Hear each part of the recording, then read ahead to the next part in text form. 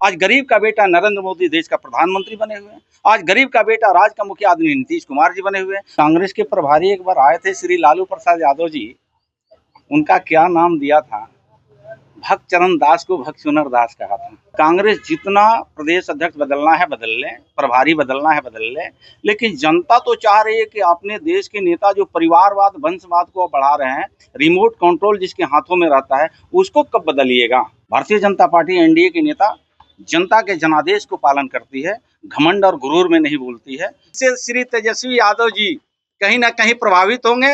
वो परिवारवाद से निकले हुए व्यक्ति हैं, उनके माता पिता मुख्यमंत्री की कुर्सी पर रहे हैं। बिहार की जनता एनडीए के साथ है और जनता रहेगी। पनोरमा ग्रुप, जो सोचता है वो करता है। मंत्री जी, आपको भागलपुर का प्रभारी बनाया गया, प्रधानमंत्री आ रहे हैं। बिहार की जनता आके बिछाई बैठी है।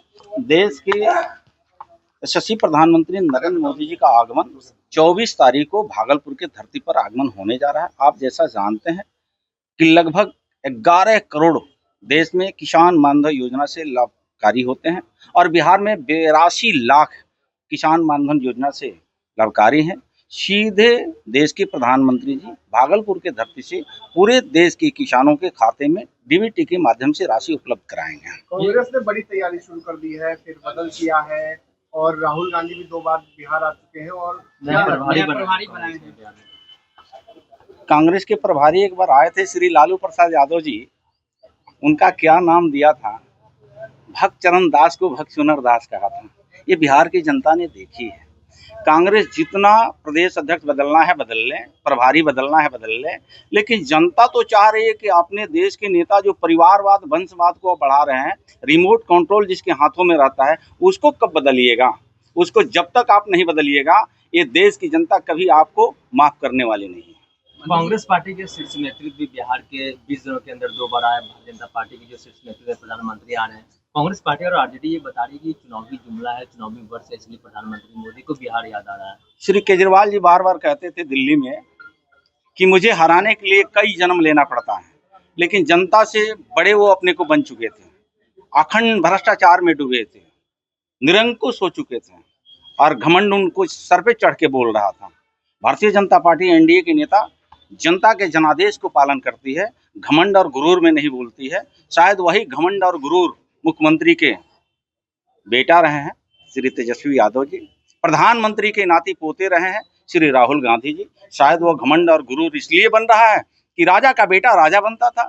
आज गरीब का बेटा नरेंद्र मोदी देश का प्रधानमंत्री बने हुए हैं। आज गरीब का बेटा राज्य का मुखिया आदमी नीतीश कुमार जी बने हुए हैं। परेशानी तो वहाँ है कि राजा का बेटा अब राजा नहीं बन पा रहा है और गरीब का बेटा मुख्यमंत्री और प्रधानमंत्री बन रहा है, इसलिए उनको परेशानी बढ़ी हुई है। लेकिन जनता के जब जब जनादेश की आवश्यकता होती है, जनता एनडीए के साथ खड़े नजर आती है। नेता प्रतिपक्ष ने कहा है कि मुख्यमंत्री 11 बजे रात की बात करते हैं, 11 बजे दिन में जो बिहार की बेटियां हैं वो सुरक्षित नहीं है। शायद अगर यह उनकी बातों में सत्यता होती तो विदेश से उनकी बहन स्वयं बिहार में यात्रा नहीं करती। ये बिहार के लोग जानते हैं, उनकी बहन खुद को बिहार में रातों रात भ्रमण करती है, तो शायद कहीं ना कहीं सुशासन की सरकार है, तभी तो विदेश में न रह करके भारत में रहना और बिहार में रहना पसंद करती है। ये तो उनके परिवार से ही उनको मिल जाता है कि इतनी सुशासन की सरकार में हमारी बहनें भी सुरक्षित नजर आ रही है। उन्हीं के माता पिता की सरकार थी श्रीमती राबड़ी जी और लालू प्रसाद यादव जी की शिल्पी कांड हुआ करता था, बीबी विश्वास चंपा विश्वास का कांड हुआ करता था। वह दिन श्री तेजस्वी यादव जी को अपने माता पिता से बैठ करके ज्ञानवर्धन कर लेना और मतदान के प्रक्रिया से लोगों को गुजरना पड़ता है। आप सवाल किया है परिवारवाद को, मुझे लगता है कि दूर दूर तक कहीं इस तरह की बातें सामने नहीं आएगी। जनता एनडीए के ही पक्ष में मतदान करती है। एक व्यक्ति को आप टारगेट कर रहे हैं तो शायद इससे श्री तेजस्वी यादव जी कहीं ना कहीं प्रभावित होंगे। वो परिवारवाद से निकले हुए व्यक्ति हैं, उनके माता पिता मुख्यमंत्री की कुर्सी पर रहे हैं।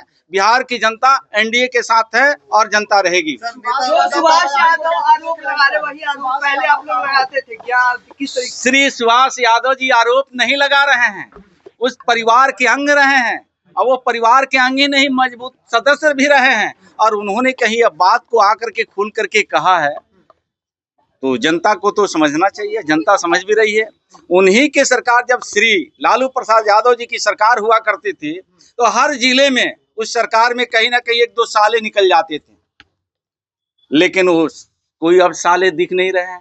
श्रीमती राबड़ी जी की शासन आया तो हर जिले में भाई निकल जाते थे, लेकिन जब से एनडीए का शासन आया है, सुशासन जो चल रहा है, किसी का ना साले कहीं दिख रहे हैं, ना किसी के भाई दिख रहे हैं। ये बिहार की जनता एनडीए के साथ है, एनडीए के साथ रहेगी। चिराग पासवान के राष्ट्रीय प्रवक्ता ने कहा है कि जिसकी संख्या ज्यादा रहेगी सीएम वही बनेगा।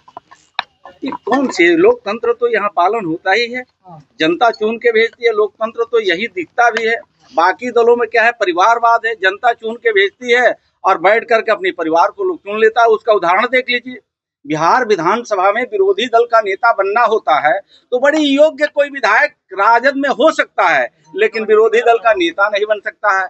वहाँ श्री तेजस्वी यादव जी ही बनते हैं। विधान परिषद में विरोधी दल का नेता बनना होता है, बड़े कद्दा और महागठबंधन में नेता है विधान परिषद का सदस्य, लेकिन जब बनना होता है तो श्रीमती राबड़ी देवी ही बनती है। तो शायद ये बिहार की जनता जान रही है कि परिवार से उनको बाहर नहीं जाना है, लेकिन जनता अपने आशीर्वाद एनडीए को ही देती है और देती रहेगी।